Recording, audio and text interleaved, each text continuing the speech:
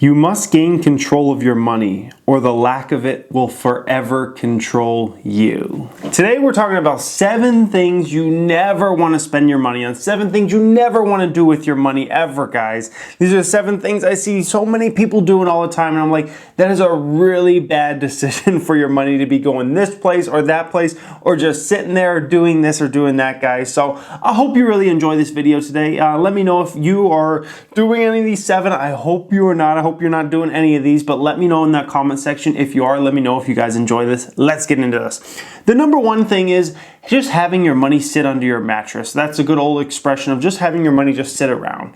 If you're just having your money sit around, do nothing, realize everything's getting more expensive by the day. Think about when you were a kid. Maybe you're watching this, you're 20 years old now. Maybe you're watching this and you're 30, you're 40, you're 50 years old. Think about being a kid. Do you remember how much stuff was? I can guarantee you when you think back, you're like, dude, cars were drastically cheaper back in the day. Houses were drastically cheaper. The price of the average phone, if you grew up and, you're around my age, which, I'm a little under 30 right now, like phones were dramatically cheaper. Like cell phones, when I was in high school and whatnot, like the average cell phone was like $200. Now, if you want to get an iPhone or, one of the best iPhones or Samsungs, it's like $700, $800. Like everything goes up drastically in price. A gallon of milk, a pound of chopped meat, like everything gets more and more expensive. A Big Mac at McDonald's, for Pete's sake. I mean, everything goes up in price. So what you need to do is you need to have your money making you money. So then the amount of everything else going up, guess what? You're making more money as well. So how do you do that? Well, you could put money in a savings account, but savings accounts are not even going to keep up with how much inflation is. It's not even going to keep up with how much everything's going up in price. So savings account, not the best way. It's certainly better than keeping it in a mattress, but it's not even close to being the best way. If you do a longer term CD account, maybe you can get a 2 or 3% yield on that, meaning you'll make 2% or 3% per year. If it's a longer term out CD, now you can't pull out that money early, otherwise you lose your fee. So it's going to need to be probably at least a 3 to 5 year CD account you're going to need to put it into, where you can't really touch that money for at least 3 to 5 years. That's a way you can go at the end of the day. You can go that way. At least you'll be able to keep up with things, and you're basically taking almost no risk because the bank is insuring that money at the end of the day. That's the way you can go. You can go real estate investing. Real estate investing, 1, you need to know a lot about real estate. 2, you need to have a lot of money generally behind you. You can't just, have $1,000 or $10,000 and, buy a property. That's kind of hard to do unless, somehow you know how to finance it properly and all those kinds of good things. If you can do that, possibly stock market investing, what I preach on this channel, the thing that I preach more than anything, I teach you guys about stock market investing. That's generally going to be the best place for most people to go. Now, you don't have to go the way I go, where I actually pick stocks and I go into stocks. You could do the route of just putting the money in an index fund. Heck, you just put the money in an index fund, something that tracks the S&P 500 or the Dow and goes up as much or down as much as those indices do, right? You'll probably make 8% a year for the next, 40, 50, 60 years, however long you have the money in there. That's not so dang bad after all, is it? That's a pretty dang good return. Your money's going to be going up at a much faster rate than everything else going up, because not everything else is going to go up 7 to 8% per year, but your money will probably be going up that much on average per year. So that's the phenomenal way. But just having it sit under your mattress, just having it sit on the sideline, not a good idea unless you have a huge expense you're about to do, or unless maybe you're so well at timing the market, something bad's about to happen or something, so you have money sitting on the sideline. Things like that are fine, but for the average person to just have a bunch of money sitting around, it's a really bad idea at the end of the day, guys. Number 2 is buying penny stocks with it. This is one of the worst things I see people do. Buying penny stocks with it, guys. Now, I've never met a person in my life, or never even heard about a person in my life who made money long-term buying and selling penny stocks. Penny stocks is like gambling. Penny stocks, you don't need any requirements as far as, with most of the penny stocks out there, you don't need requirements as far as filing with the SEC, as far as having auditors audit the numbers. So any numbers can just be made up out there, guys. When you invest in most of these penny stocks, they can just put whatever numbers down they want. Oh, we made $10 million in revenue this year. Oh, we're going to make $800 million in revenue next year. Like literally most of these penny stocks can just make up numbers. And a lot of them are pump and dump scams because they're such small companies. We're talking about literally if you put like $1,000 in some of these penny stocks, like that would move the stock up drastically when most companies, the big ones I talk about, right? You need to have hundreds of millions of dollars going into those companies, or at least tens of millions, to really move that stock up or down. Like some of these penny stocks, $1,000 can move it up or down. So what you'll have happen a lot of times, you'll have an individual will go in and buy a bunch of the penny stocks, right? They'll put a bunch of money in a penny stock, and that stock will go up a bunch. Then they'll send out newsletters and all this stuff. Hey, buy XYZ penny stock. It's going to probably go up a lot Tuesday. All those people start buying in. Then that original shareholder starts beginning to sell shares out, so they make a profit. It's called a pump and dump scam. And you can do that with penny stocks because there's hardly any money in those stocks. You can't do that with an app. I don't care who came out and said, they bought Apple stock. I mean, maybe Warren Buffett could move it. Maybe if Warren Buffett said he was selling Apple shares, maybe he could move it because he's the most influential investor literally in the world, and it's by far he is, right? Maybe he could move a stock, but the majority of billion-dollar companies out there, you can't just move those by saying, hey, I'm investing in this stock, buy this stock, or I'm selling this stock, so sell this stock. Like, you can't just move regular companies like that unless, like I said, maybe you're Warren Buffett. Carl Icahn can do it to a certain extent. He's another billionaire. It's really hard to do, guys, with those type of companies that are huge. But with penny stocks, you can do it all the time. And it's sad, and I see so many people lose money over the long term penny stocks. Maybe they get in a hot one at first, they make $50 or $100 or something. They're like, woo, I'm going to make so much money doing this. And then it just gets worse and worse as time goes on, guys. So don't ever do that. The number 3 one is buying paint and painting your walls all around your house a bunch of funny colors. There's a lot of different things we're talking about on this list to never do with your money. Why do you never want to do this? By the way, I'm in the real estate industry. I have a real estate marketing company that I do photography, videography, real estate consulting, all this stuff. So I know a fair amount of real estate. What happens is people paint their walls all these different funny colors, right? Then they go to sell that house and they don't paint them a different color. And then guess what happens? Massive amounts of buyers are turned off because those walls are bright green or bright yellow or orange or black or whatever weird color. Walls in a house need to be white or beige or maybe gray at the most. You can't have a bunch of funny colors, or literally it will turn off people. When people see it, they don't even want to mess with it, because a lot of people, they like a turnkey house. They want to just move in. They want everything to be done. That's the majority of people out there. Trust me, I know the buyers out there. The majority of people are not looking for a fixer-upper. They don't want to go around painting all the walls, and they sure as hell are not going to want your bright green color that you thought was so great, okay? So if you do paint your walls, just realize you need to paint them, again, a normal person color before you go ahead and put that house in the market. There's been so many times I've taken photos of homes and they got these ridiculous color walls, and a home sits on the market for longer and longer and longer and longer than a normal home would, that if they just had that kitchen painted a normal color and not something ridiculous, not a bright pink, they would have sold the house so much faster, guys. So it's a really bad investment to, even paint your house in the first place unless it needs paint. But to paint it a bunch of funny different colors, it's a really bad idea. And just realize if you're going to spend that money, you're going to need to also spend the money to then have a painter come in again, or you do it yourself again and buy a bunch more paint that's a normal color, a white, a beige, or a gray, or something like that, guys. So I see that time and time again. Don't ever paint your house a bunch of funny colors on the inside. It's a bad idea, and it's going to cost you a lot of money. The number 4 way is leverage it. Don't ever leverage your money. What does that mean? It means to take $1 and shoot it up with steroids. It means basically you can leverage a lot of different ways. The way I've done it and failed in the past is through stock market investing. I've talked about the year 2015 when I lost $75,000 trying to leverage my money. I would basically take my dollars, and then Fidelity Investments allowed me to invest another $1 on top of that. So for every $1 I had, I could invest another $1. So if I had $100,000 in the market, then I could essentially invest $200,000. The problem with this is when things go bad, they really go bad. And if your stock goes down, which I'm a long-term investor, it almost forced me into a short-term trader, which I absolutely fail at.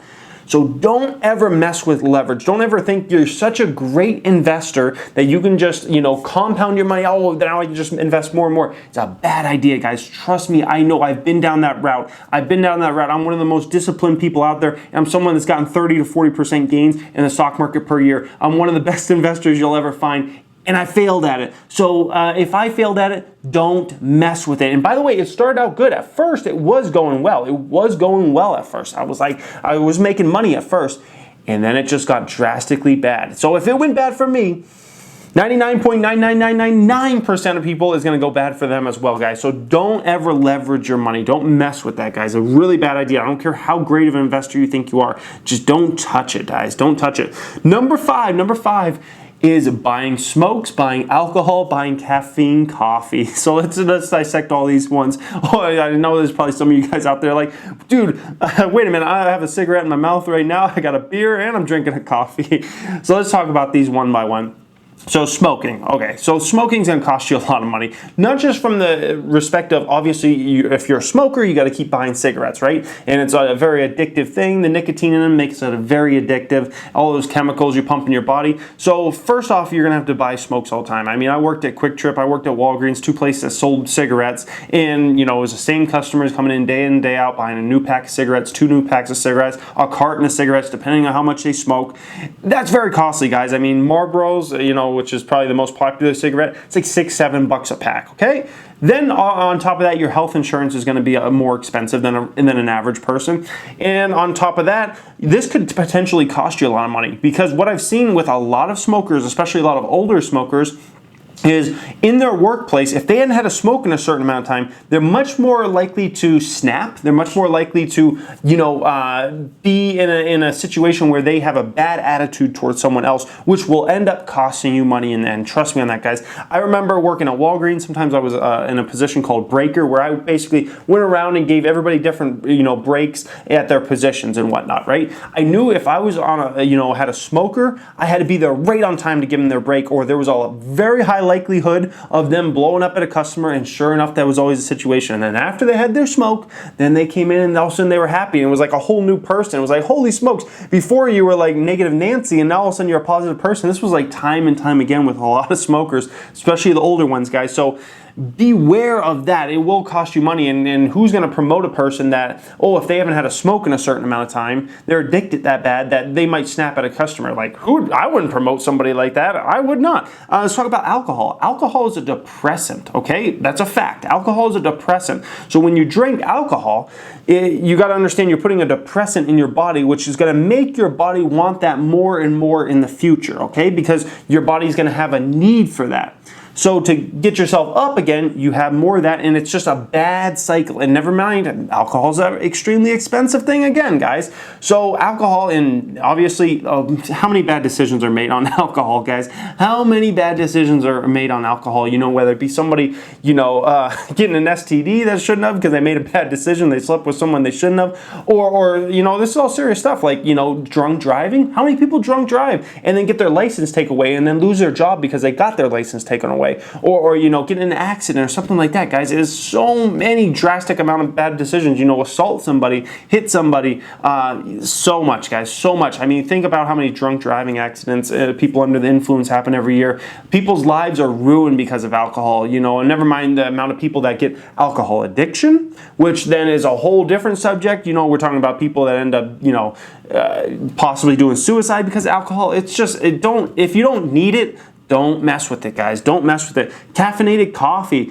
You got to understand, caffeine is addictive quality. So if you have a cup of coffee every day, you're going to need that cup of coffee every day. And if you don't have that cup of coffee every day, then your whole body's going to feel like, I need that cup of coffee. I need that cup of coffee. And you'll go through like withdrawals. You might have headaches and all types of things. And not just coffee. We're talking about energy drinks, Monster, Red Bull, a lot of those products. You got to understand what those are doing to your mind, doing to your brain, doing to your body. And then you're spending money every day on those things that you are going to have to need. You'll end up needing them. It won't be like where it starts out and it's a want. I like a cup of coffee. I like an energy drink. Then all of a sudden it's like, I need to have this. If I don't have my damn 2 Red Bulls today, it's on. That's how it ends up, guys. So don't mess with smoking. Don't mess with alcohol. Don't mess with caffeinated products unless it's something you are already addicted to or something like that. And then hopefully you can get off it. And this isn't the video to talk about that kind of stuff, guys. Number 6, don't ever use it to put modifications on your car. Oh my gosh, guys. So many people use it to put modifications on the car, like I'm talking like put in a turbo or put in a new exhaust system or something like that. Really bad idea, really bad idea. You got to realize a lot of cars Warranties will be voided as soon as you make a modification like that. Not a lot of people really like look into the facts behind a lot of these warranties. Look into your warranty paperwork. If you have a newer car and you have a warranty on that car, look at the paperwork. I can almost guarantee you it says somewhere in there that if you make a such and such modification, that the warranty is voided. That a warranty is voided. So I see so many times people, make these modifications, and it's like, dude, you just ruined your warranty on that car. And when you go take that into the shop because it had ABC problem, they're going to say, hey, that's not our problem anymore. You put this on it, that voids your warranty right away. Horrible decision, guys. Never mind that. When you go to resell that car, you're going to need to take those parts off and put back the original, or you can try to sell it with those parts. And the majority of people out there don't want your freaking Honda Civic with the exhaust that sounds like, you're trying to make it sound like a Ferrari and it's going to wake up the whole neighborhood. No one wants that freaking crap. Maybe that's cool to you. Maybe that's cool to you to have the loudest exhaust in the whole place and you want to wake up your whole neighborhood, right? Most people don't give a crap about that. They would embarrass them and they're like, I don't want that piece of crap sounding like that. So people aren't going to want your bunch of modifications or a car that's lower to this low below the ground. Most people don't want that. So realize you're going to be costing yourself a lot of money when you put those modifications on your car, and it's going to cost you a lot of money down the road, especially if you ended up voiding your warranty because you made a decision like that, guys. So beware of that, absolutely. And number 7, this one is so obvious to me. It's probably one of the most obvious ones out there. Using your money to buy lottery tickets. I don't care if we're talking scratcher tickets. I don't care if we're talking things like the Powerball, things like that. Absolute disaster waste of money. Oh my goodness, guys. They're behind closed doors. You know what they say? They say lottery is a tax on the poor because the poor don't really get taxed much.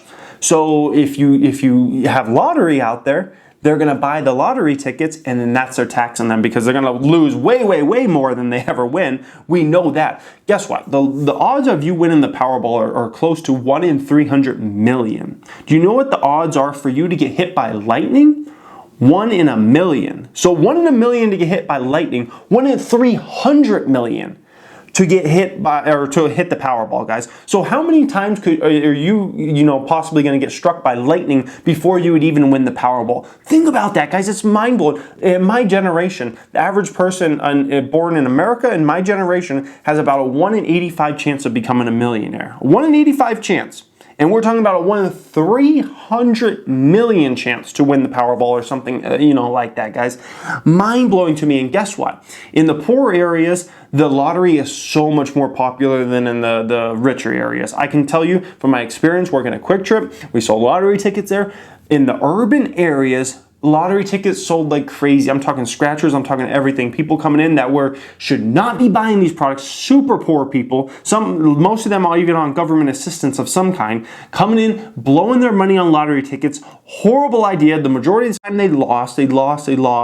And it's just so sad, guys. And guess what? When I would work in the nicer areas, the lottery tickets hardly sold at all. No one would buy them. No one would freaking buy them in the rich areas because guess what? They realize it's a big scam. They don't want to be taken advantage of. It's like they might as well go out and burn their money or something like that, guys. So don't ever spend your money on lottery tickets. It's such a stupid idea. Never mind that, you could potentially get hooked and become an addicted gambler, and that's a really bad thing. So 7 things to never ever spend your money on, guys. I hope you absolutely enjoyed this today. Leave a thumbs up if you did. Hopefully I didn't offend anybody. If I did, oh well, you get butt hurt, at the end of the day. If you just came across this channel, you may want to subscribe. We talk personal finance on the channel. We talk entrepreneurship. I'm an actual business owner. I give away so many business tips. We talk stock market investing more than anything. Thank you for watching, guys, and have a great day.